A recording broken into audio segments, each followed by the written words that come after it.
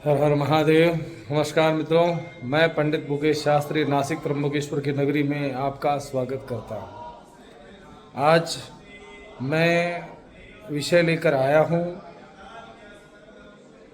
वासुकी काल सर्प के ऊपर।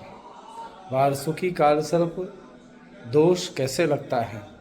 जब तृतीय भाव में राहु हो और नवम भाव में केतु हो, तब काल सर्प दोष वासुकी लगता है। इसका प्रभाव परिवार पर पड़ता है, इसका प्रभाव यूनिटी पर पड़ता है, इसका प्रभाव घर पर पड़ता है।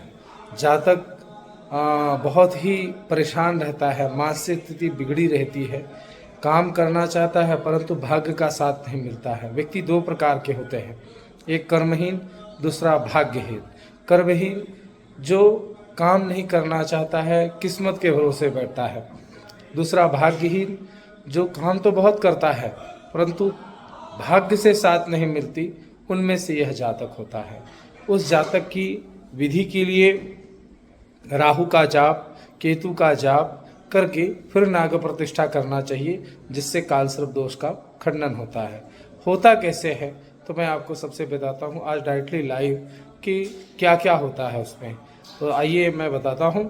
जिसने मेरा अभी तक YouTube चैनल सब्सक्राइब नहीं किया है तो YouTube चैनल सब्सक्राइब करें, पसंद आए तो शेयर करें, बेल आइकॉन को ऑन कर लें, यानी आने वाली वीडियो आपको मिलते रहे। आइए बताते हैं।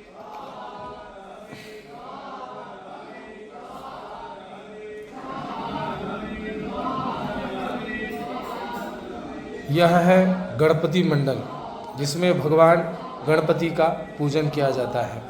गणेश जी का पूजन करने से आपके जीवन में जो भी विघ्न आने वाले हों वह दूर हो जाते हैं। उसके उपरांत यह पुण्याहवाचन होता है।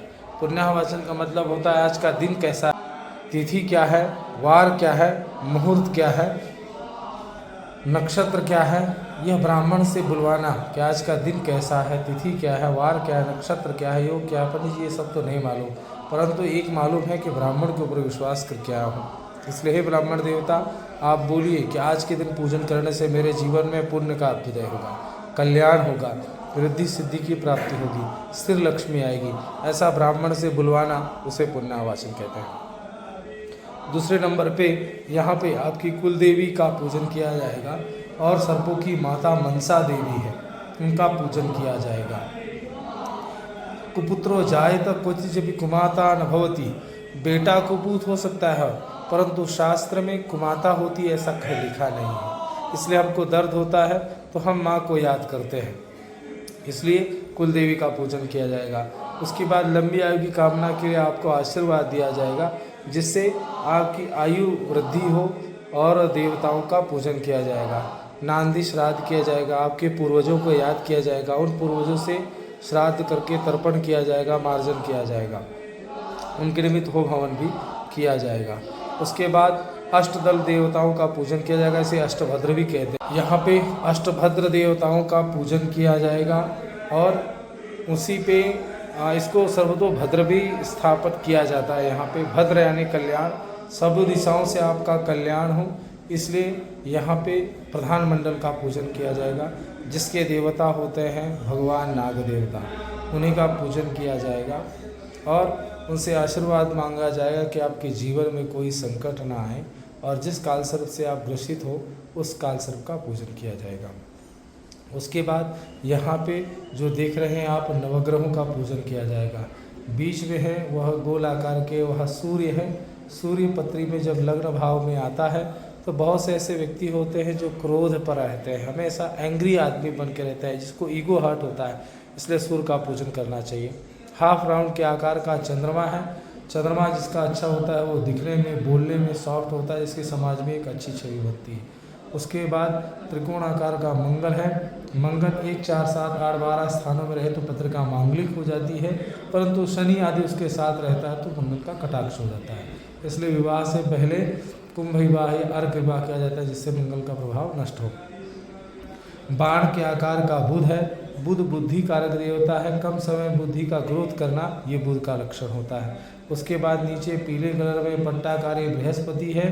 बृहस्पति सन्मार्ग दिखाने वाला ग्रह है, इसलिए बृहस्पति का पूजन करना चाहिए। स्टार के आकार का शुक्र है। शुक्र जिसका अच्छा होता है सांसारिक सुख लग्जरी जीवन प्रदान करता है। नीचे यह शनि महाराज है। शनि ब्लैक कलर में, शनि एक न्याय का देवता है, इसलिए शनि का पूजन करने से जो हमसे गलतियां होती हैं, चाहे जानबूझकर हो चाहे अनजाने में हो, वह भगवान शनि देवता क्षमा करें, इसलिए पूजन किया जाएगा। ये है राहु और ये है केतु। ये दोनों एक ही ग्रह है जिनके कारण व्यक्ति के जातक के पत्री में कालसर्प दोष। राहु एक बाहुबली ग्रह है जो बाहुबल प्रदान करता है, स्टैमिना देता है और धाड़स देता है, और केतु वैराग्य देता है, इसलिए दोनों की युति नहीं होती, इसलिए इनके कारण कालसर्प दोष लगता है। अंतिम में देवादेव महादेव का पूजन होता है, क्योंकि महादेव के बाद किसी की पूजा नहीं होती है, इसलिए अतिरुद्र उनको कहा जाता है।